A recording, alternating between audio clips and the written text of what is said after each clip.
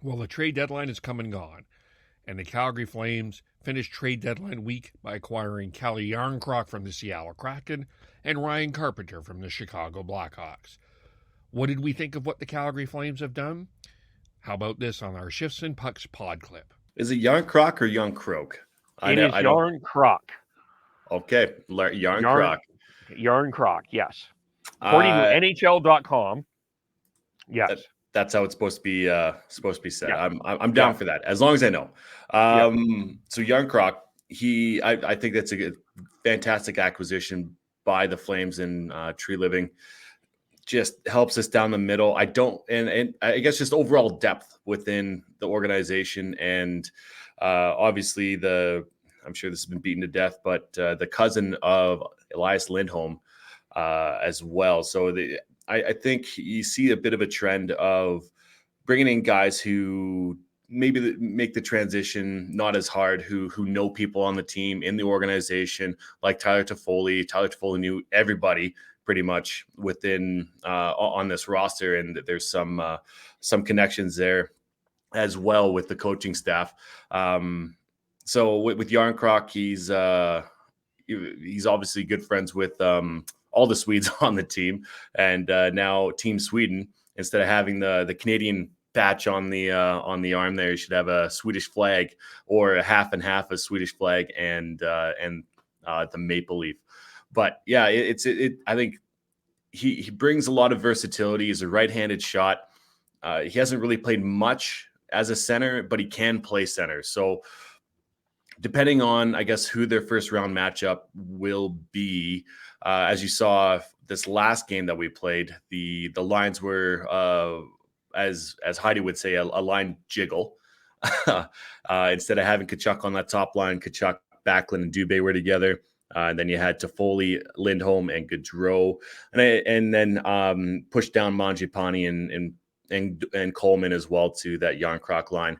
And depending on, like I said, who you're playing, you could put Coleman, Backlund, and Jarnkrok on the same line and have a hell of a defensive shutdown line there, and one that could be an offensive threat as well. So you take care of defensive zone, and you could be set up pretty well, whoever you're playing in that first round.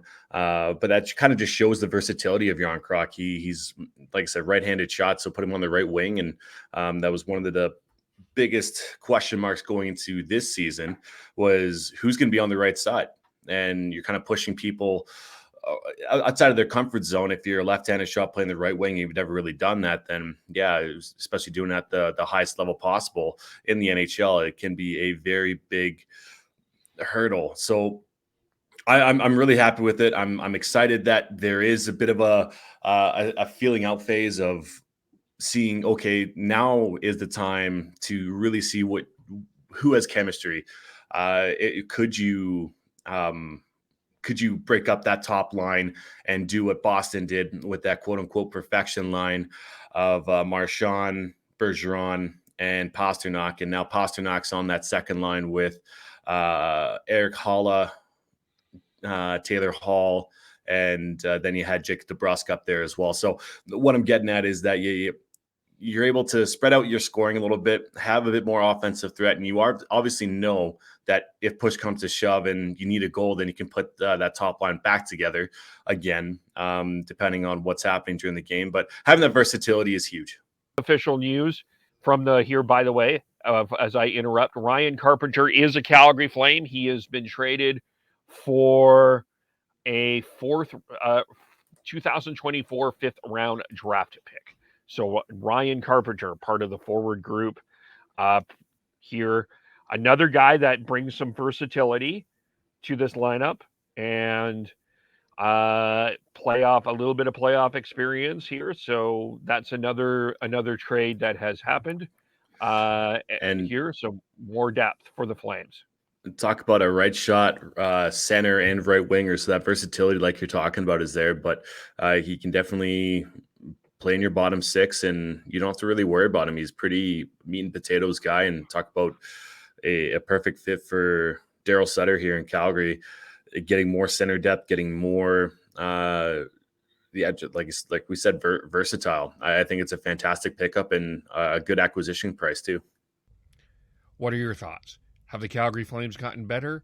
Do they have a chance to win the Stanley Cup? Let us know. Follow us on Twitter at Shifts and Pucks, Facebook.com Shifts and Pucks, YouTube.com Shifts and Pucks, Twitch.com Shifts and Pucks. Subscribe to wherever you get your audio, as well as on the Area 51 Sports Network.